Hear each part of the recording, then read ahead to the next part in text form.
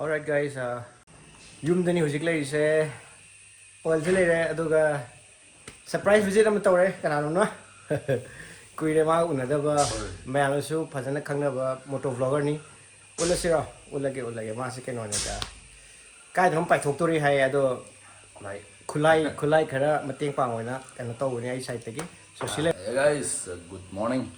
I just brought up some of the Kulai and it's a local lap on it. I Kulai Jindo and Pro Drogo and help Tole. Quite ruined Susan, Uranji gets a local lap on it. Honey, and morning tea among a quiz pie. We're enjoying. And yes, subscribe to Brother Debson. Aduga 50k $50. ke yam tin yo la si aduga ingisu 100k thuna yo la si mai super bike lak na ba ko 100k yo la si aduga silver button do hang do si adu ne adu yam side to si ra ya to si ra ai je ke no ne iphone da ne ba wide angle da ne adum yam ya ra ying bio adum comment to sam biro ya ne adum yai ko I 2:30 ki flight le guys ko aduna hoje 12 to ma tho ani adai video dam uba phangani ina kari chari no comment tawri no haiba to kai mai se ke no ni da track thau do ni ko track thau do ni I'm very happy for him and I cited all the best ma ni umni ki track thau ni another experience mo ring do to ni anything related to track ke to ba kamaina track thau wi tunga la ga mo sharing tawri amu mo da ma na mo experience me ando share tau jarani to jiki de ko si de ma se bidai pi bi se happy journey hairaga thindok pi ro se This is a Rynox key. This is a Rynox item matani. Let's unbox. Sinahan aham ba video ba mang da half from si matang da mo sila ko ado kai kai ring si an hang do si ado ga unboxing video reveal to thara si sida. If you're new to this channel, subscribe to Biramo and don't forget to hit that bell icon so that you get notified whenever I post a video. Let's go. I ko pham je kara phak ta pham mane do. Let's see. Kay mali si se Rynox ki winter jacket ke no ni da man ga thana mane ba si se packing phajan taw re am na smile le ko this is how it looks like chap sare ang da size hai Sina basically riding jacket ki manung da lit na bane ba hujikti riding gears mayam je khara tang madi half travel liner manung da aduna khara bong ba da di half pi ado khara quality phab da di masan to an lai da ya de bi je but am lumme see this is very good ki price se 1100 ni magi description dai hapa mage keno tina pata ka to ko quality am pai simura sima thang ro sina kan da Next is let's see what is there inside. Next is rain liner. Important, very important. Don't need rain liner. I'm like catch you again. Look, kitang pi ever. Koina riding jacket lisala matung da adu matak da lip chin mo do. Ado si raincoat ne ba ko lip ne medium low ba kitang chow lip ke na. Chow lip ke advantage am le chỉ là pro waterproof này bag cái là đó sẽ try tập thành sẽ có làm thấy hết quality sẽ cái sau sẽ phải rồi mà nên nhá giờ số anh này sẽ cái gì cũng bảo mà nên cầm bag là đó mà ta create quality sẽ là gì mà đồ sẽ làm phải reflector yang sẽ là mình này cái sẽ mà số anh tu cả last cái unboxing xin na anh gì pa last xin na big size tank bag.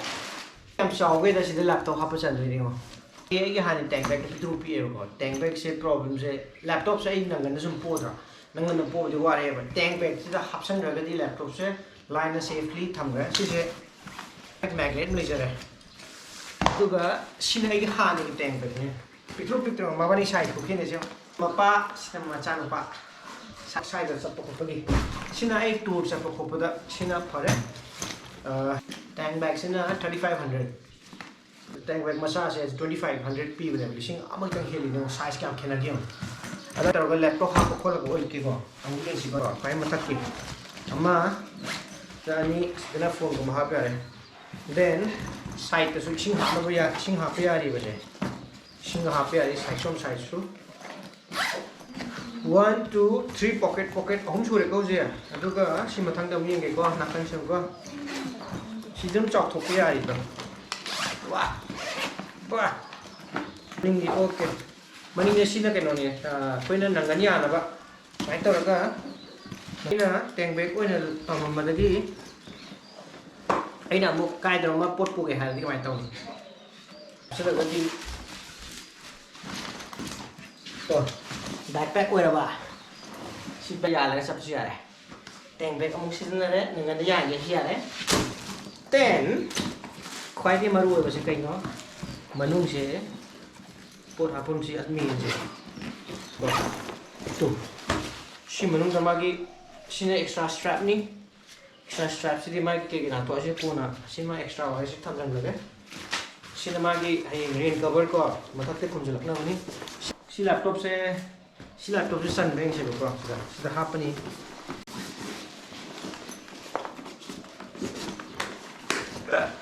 perfectly chan ne sim nu ngai balik te sini mai na khala mi je samai na hapadi laptop se perfect size for laptop. I like it, man. I like it. Kina fare si asi mathakta drone jo habe are geno asport am chan gini. Too good, man.